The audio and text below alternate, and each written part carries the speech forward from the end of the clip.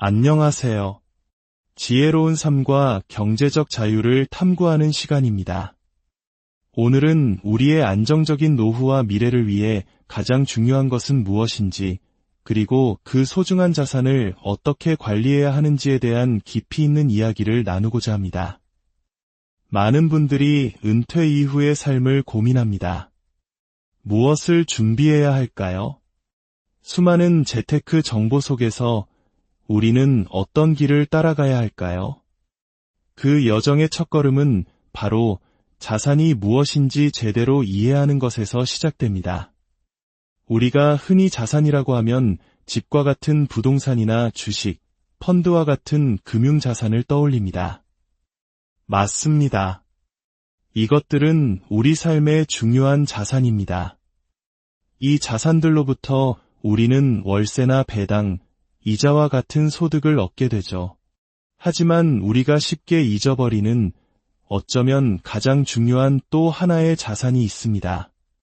바로 인적 자산, 즉 우리 자신입니다.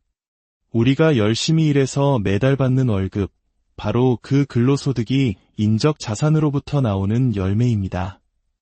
결국 자산 관리란 두 개의 큰 축을 관리하는 것입니다. 첫째는 소득에서 지출을 빼고 남은 저축액, 즉 금융자산을 효과적으로 운용하는 것. 그리고 둘째는 우리 자신의 가치를 높여 더 많은 소득을 창출할 수 있도록 스스로를 관리하는 것입니다. 오늘은 이 두 가지 중 우리가 저축한 돈, 즉 금융자산을 어떻게 지혜롭게 관리할 것인지에 대해 집중적으로 이야기해 보겠습니다. 투자의 현인 워런 버핏에게 젊은이들이 물었습니다. 저희 같은 젊은 세대는 어떻게 해야 부를 쌓을 수 있습니까? 수많은 사람들이 그의 입에서 나올 특별한 투자 비법이나 유망한 종목 이름을 기대했을 겁니다. 하지만 그의 대답은 놀라울 정도로 단순했습니다. S&P 500 지수 펀드를 사시오. 그리고 그 사실을 잊어버리시오. 남는 시간에는 당신 자신에게 투자해서 당신의 월급을 높이시오. 이 말의 깊은 뜻은 무엇일까요? 개별 종목을 선택하고 매일 밤 미국 증시를 쳐다보며 마음 졸이지 말라는 것입니다. 변동성 큰 종목 하나에 밤잠을 설치고 다음날 피곤한 몸으로 출근해서 직장일에 집중하지 못해 결국 자신의 가장 큰 자산인 인적 자산의 가치를 깎아먹는 어리석은 행동을 하지 말라는 강력한 조언입니다. S&P 500 지수 펀드에 꾸준히 투자하면 밤새도록 시장을 지켜볼 필요가 없습니다. 그렇게 아낀 시간과 에너지를 오롯이 자기 개발에 쏟아부어 몸값을 높이는 것이 장기적으로 훨씬 더 현명한 전략이라는 것입니다. 저는 워런 버핏의 수많은 명언 중 이 조언이야말로 평범한 우리 모두에게 가장 필요한 지혜라고 생각합니다. S&P 500에 투자하라는 것은 단순히 미국의 500개 기업을 사는 것을 넘어 미국이라는 나라 전체에 투자하는 것과 같습니다. 미국의 대표적인 500개 우량 기업들은 사실상 전 세계를 무대로 사업을 하는 다국적 기업입니다. 우리가 매일 사용하는 애플의 아이폰, 구글의 검색 엔진, 엔비디아의 반도체는 국경을 넘어 팔려나갑니다. 즉, S&P 500을 사는 것만으로도 자연스럽게 전 세계 경제 성장의 과실을 나눠 가질 수 있는 셈입니다. 투명한 기업 지배구조, 전 세계 최고의 인재들이 모여드는 환경 또한 미국 시장의 큰 장점입니다. 그렇다면 다른 나라 투자는 어떨까요? 물론 한국, 중국, 인도와 같이 성장 잠재력이 큰 매력적인 시장도 있습니다. 다만 이들 국가의 경우 나라 전체의 지수를 사는 것보다는 각 나라가 특별히 강점을 가진 경쟁력 있는 특정 산업 섹터에 집중하는 것이 더 효과적일 수 있습니다. 예를 들어 중국의 기술주 섹터처럼 말이죠. 우리가 가장 잘 아는 우리나라 시장 역시 마찬가지입니다. 결론적으로 투자의 중심축은 미국 시장에 두되 한국, 중국, 인도 등 일부 국가의 유망한 섹터를 더하는 것만으로도 충분히 훌륭한 글로벌 분산 투자가 완성됩니다. 그리고 가장 중요한 것은 나머지 시간은 모두 나 자신에게 투자하는 것입니다. 최근 50대, 60대 분들 사이에서 비트코인이나 금으로 노후를 준비하는 것에 대한 관심이 높아지고 있습니다. 하지만 저는 개인적으로 금과 비트코인을 주요 투자 대상으로 고려하지 않습니다. 여기에는 두 가지 명확한 이유가 있습니다. 첫 번째는 배당이나 이자 같은 현금 흐름이 없다는 것입니다. 두 번째는 그 자체로 적정 가치를 계산하기가 거의 불가능하다는 점입니다. 이 차이를 쉽게 설명하기 위해 가상의 예를 들어보겠습니다. 당신에게 10억 원이 있습니다. 한 명은 10억 원어치 금을 샀고 다른 한 명은 10억 원짜리 상가를 사서 매년 4%의 임대 수익, 즉 4천만 원을 받는다고 가정해 봅시다.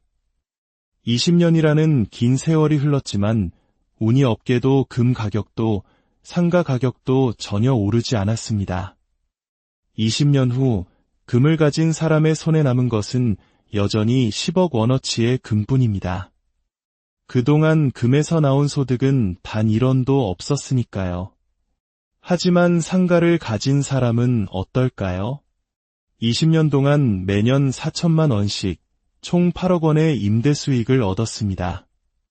만약 이 임대 수익을 그냥 두지 않고 다시 투자해서 복리 효과까지 누렸다면 수익은 원금인 10억 원을 훌쩍 넘어 120%, 즉 12억 원에 달하게 됩니다.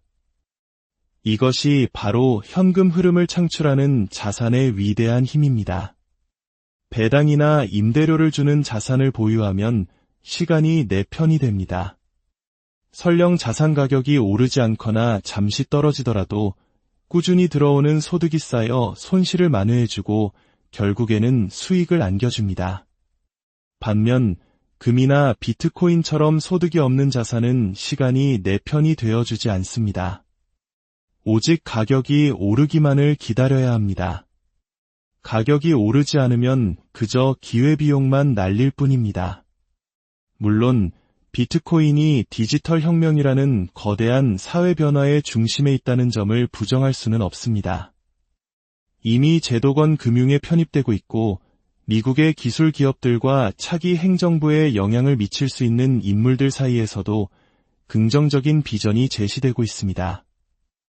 이러한 흐름이 앞으로 우리 사회를 바꾸는 중요한 축이 될 가능성도 충분합니다. 하지만 그럼에도 불구하고 가치를 측정할 수 없고 스스로 돈을 벌어오지 못한다는 근본적인 약점은 변하지 않습니다. 주식시장에서도 얼마든지 비트코인 못지않은 높은 수익률을 내는 우량한 기업들을 찾을 수 있습니다. 굳이 불확실성이 큰 자산에 우리의 소중한 노후를 걸 필요는 없다는 것이 저의 생각입니다. 생애 주기 자산 관리라는 관점에서 볼 때 연령대별로 투자 전략은 달라져야 합니다. 특히 20대, 30대 청년 시절에는 무조건 공격적인 투자가 정답입니다. 이는 금융자산뿐만 아니라 나 자신에게도 해당되는 이야기입니다. 자신의 전문성을 키우기 위해 아낌없이 투자하고 저축한 돈 역시 주식과 같은 성장 자산에 과감히 투자해야 합니다. 안타깝게도 우리나라 젊은 층의 퇴직연금 내주식 보유 비중은 평균 10%대에 불과합니다. 이는 미국의 청년들이 퇴직연금의 70% 이상을 주식에 투자하는 것과 비교하면 너무나도 낮은 수치입니다. 젊음이라는 가장 큰 무기는 시간입니다. 단기적인 시장의 등락에 일희일비하지 않고 훌륭한 자산을 꾸준히 모아간다면 복리의 마법이 여러분의 노후를 상상 이상으로 풍요롭게 만들어줄 것입니다. 워런 버핏이 평범한 방법으로 세계적인 부를 이룬 것처럼 말입니다. 그리고 지금 50대와 60대를 보내고 계신 분들께 꼭 드리고 싶은 말씀이 있습니다. 정년이라는 단어, 60세라는 숫자에 스스로를 가두지 마십시오. 정년은 사회가 편의상 만들어 놓은 제도일 뿐 여러분 인생의 절대적인 기준점이 될 수 없습니다. 만약 우리가 일본에서 태어났다면 정년은 70세였을 것이고 미국에서 태어났다면 정년이라는 개념 자체가 희미했을 겁니다. 60세는 끝이 아니라 새로운 시작을 준비하는 황금기입니다. 지난 수십 년간 쌓아온 여러분의 경험과 지혜, 즉 인적 자산이야말로 그 무엇과도 바꿀 수 없는 소중한 자산입니다. 그 가치를 60세라는 나이에 멈추게 하지 마십시오. 내가 진정으로 좋아하는 일을 찾고 사회에 기여하며 70세, 그 이후까지 나의 가치를 이어갈 수 있도록 준비하는 것. 그것이야말로 가장 확실하고 중요한 노후 준비가 아닐까 생각합니다. 오늘 이 이야기가 여러분의 빛나는 미래를 설계하는데 작은 지혜가 되었기를 바랍니다. 이처럼 가치 있는 지식이 더 널리 퍼져나갈 수 있도록 구독과 좋아요를 통해 저희의 여정에 함께해 주시면 감사하겠습니다. 여러분의 관심이 더 좋은 콘텐츠를 만드는 가장 큰 힘이 됩니다.